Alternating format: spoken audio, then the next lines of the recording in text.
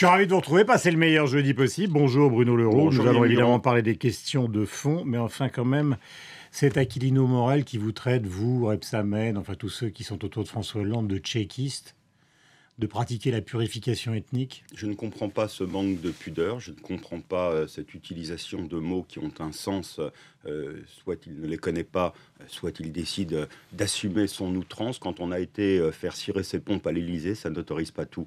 Il doit y avoir un respect, il devrait avoir au moins le respect des fonctions qu'il a eues, même s'il n'a pas su. Mais lui, il parle de saisir, liquidation politique, alors les mots sont exagérés, mais il parle de liquidation politique du clan Montebourg. Et en gros, il ajoute de tous ceux qui étaient à gauche à l'Élysée. Mais sa liquidation politique, elle s'est faite par le bas, elle s'est faite par ses pompes. Donc il n'a rien à reprocher aux autres et il a tout à reprocher à son comportement. Et donc il a été balayé par son propre comportement et je pense que ça ne l'autorise pas aujourd'hui à essayer de se justifier et de justifier cette éviction par d'autres phénomènes. Question concernant Thomas Thévenoud, comment se fait-il que vous ne soyez pas arrivé à le déscotcher du Parlement? Mais parce qu'il n'y a pas de possibilité de le faire. Il y a dans l'affaire Non, mais Thomas c'est une conviction personnelle. Mais il y a dans l'affaire de Thomas Thévenoud une double irresponsabilité.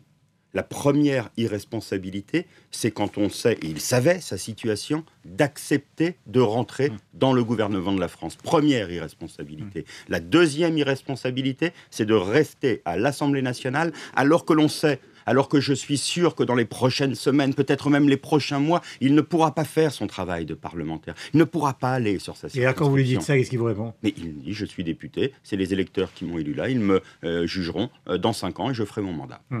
Donc il n'y a finalement pas eu d'arguments qui ont pu le retourner, ce qui veut dire que d'une certaine manière, on peut ressortir à votre égard, pas vous, mais en général, une sorte de manque d'autorité morale, disons. Mais il n'y a pas de manque d'autorité quand il y a une confrontation à une situation personnelle qui ne peut être résolue que par lui. Moi, j'ai usé de la contrainte en le disant avec Jean-Christophe Cambadélis que s'il ne démissionnait pas au téléphone, moi je l'ai eu, Jean-Christophe Cambadélis l'a vu, nous étions reliés avec Jean-Christophe Cambadélis, qui l'a reçu lundi soir, après que nous en ayons discuté. Nous lui avons dit que s'il ne démissionnait pas du Parti Socialiste et du groupe Socialiste, nous avions le pouvoir de le faire. Vous vous rendez compte de l'ambiance dans les couloirs? Mais nous prenons nos responsabilités. Mais je ne me rends compte de l'ambiance dans les couloirs par quelque chose de très simple. Thomas Thévenoud n'était pas là hier à l'Assemblée nationale. Je pense qu'il ne sera pas là aujourd'hui. Je pense qu'il ne sera pas là la semaine prochaine. Et je redis... Il ne sera pas là le jour du vote de confiance. Mais je pense qu'il ne sera pas là le jour du vote de confiance. Je pense que ce qu'il a fait ne lui permet pas de revenir aujourd'hui. Or, l'essence même du travail d'un député, c'est d'être présent à l'Assemblée. C'est de voter, c'est de débattre. Et quand on ne peut pas assumer son mandat, il faut le remettre en jeu. Bruno Leroux, ce matin dans les journaux, Hollande valse des morts vivants, titre l'opinion. Moi, j'ai rencontré le Premier ministre hier encore. J'ai vu le Président il y a quelques jours. Ils sont au combat. Ils sont au combat sur... Je parle des résultats économiques. Mais je parle du déficit.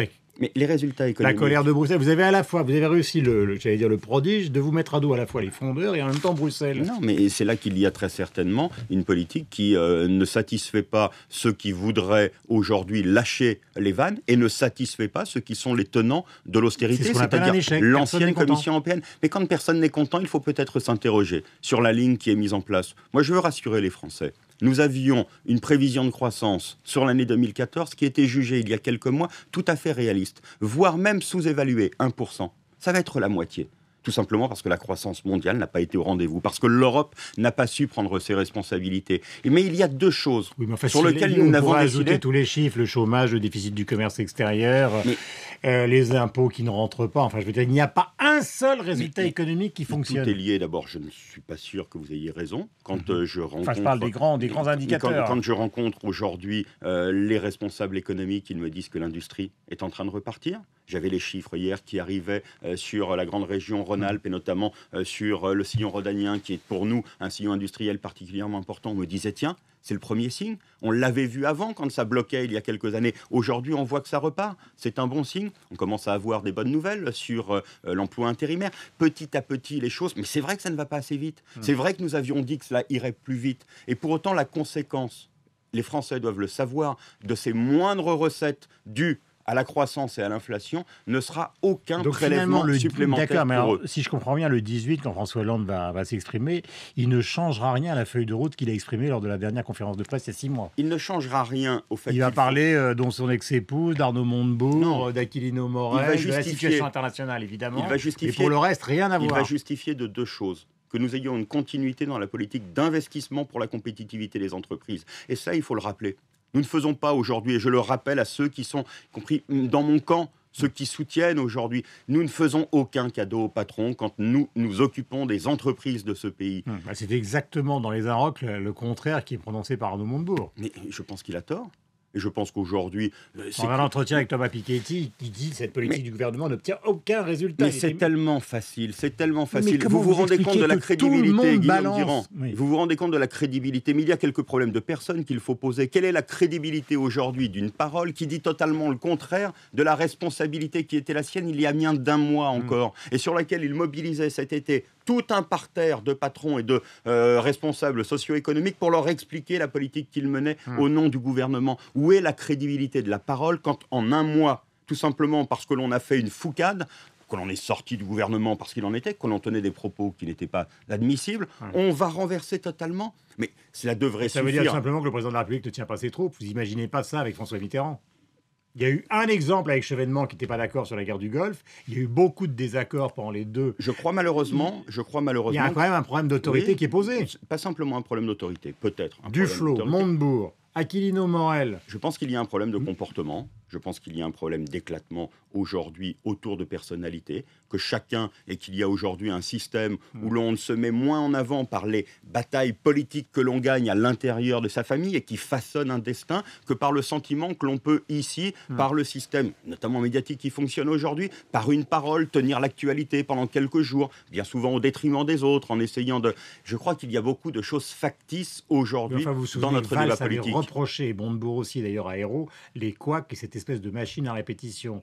Arrive Valse 2, il y en a 2 fois plus. Je pense qu'il n'y en a pas 2 fois plus. Moins à l'intérieur du gouvernement, mais maintenant ils sortent carrément. Mais bien entendu, mais là encore, est-ce que c'est de bonne politique que pour ceux qui ont le ressentiment, soit parce qu'ils ont voulu sortir, enfin, quand même, Cécile Duflot, dans le livre qu'elle écrit, elle a été ministre pendant présidente personne, dit-elle. Présidente pendant 2 ans. Pendant 2 ans défendant la politique du gouvernement. Et là, elle sort. Pourquoi tient-elle ce propos? Non pas pour juger ce qu'elle a fait, mais pour essayer de se construire l'avenir qu'elle a envie de se construire. Il y a beaucoup trop d'individualisme et de choses totalement factices aujourd'hui dans notre débat public. C'est une génération, les quadras quinquas, qui ne sait pas se tenir. Mais je pense qu'aujourd'hui, c'est une génération qui montre qu'elle n'est pas à la hauteur de la situation. Ils savent pas se tenir. Je pense qu'elle n'est pas à la hauteur de la situation. Ils savent pas se tenir. Mais bien entendu qu'ils ne savent pas se tenir en n'étant pas à la hauteur de la situation. Quand la France est engagée dans un rapport de force aujourd'hui sur les questions européennes, quand il y a la situation mondiale, cette génération, je pense, ne sait pas aujourd'hui prendre ses responsabilités. Est-ce que ce n'est pas de la faute de Valls et de Hollande, du point de vue de l'autorité?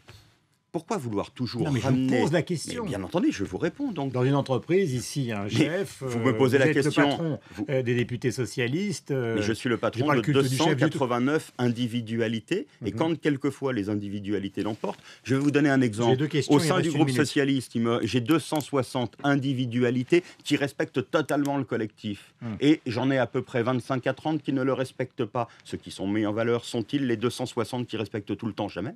Jamais. Vous allez les voir les uns après les autres, les frondeurs. Est-ce qu'ils vont voter à confiance? Est-ce qu'il y en a un certain nombre qui vont la voter, ou est-ce qu'ils vont procéder à une sorte d'abstention générale? Je leur ai dit que quand on était au groupe socialiste, on soutenait le gouvernement socialiste, que c'était quelque chose de normal et qu'il fallait qu'ils se mettent à la hauteur de l'enjeu. La semaine prochaine, nous serons dans un moment où la situation internationale sera tendue, où la France sera engagée, où la discussion européenne continuera. Et donc, faire sa décision sur quelque chose de totalement annexe, sur le crédit impôt compétitivité pour les patrons, ou même sur une mesure pouvoir d'achat, là encore, je le dis, ce n'est pas la hauteur de l'enjeu. Et si le 21 septembre, Nicolas Sarkozy revient?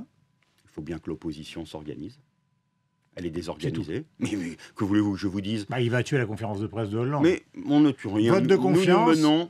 Hollande parle le 18, Sarkozy le 21. Nous menons notre politique. La droite choisira à un moment donné son candidat. Elle se réorganise, qu'elle le fasse. Je pense que... vous pensez que c'est un bon adversaire pour François Hollande, Nicolas Sarkozy? Mais la droite choisira l'adversaire qu'elle veut. Nous connaissons connaissons Nicolas Sarkozy. Et vous savez, tout à l'heure, je pointais la double irresponsabilité de Thomas Thévenoud. Je pense qu'il y a une forme d'irresponsabilité. Quand on veut revenir au cœur du débat politique avec toutes les affaires sur lesquelles on doit répondre aujourd'hui. Donc c'est ça son handicap?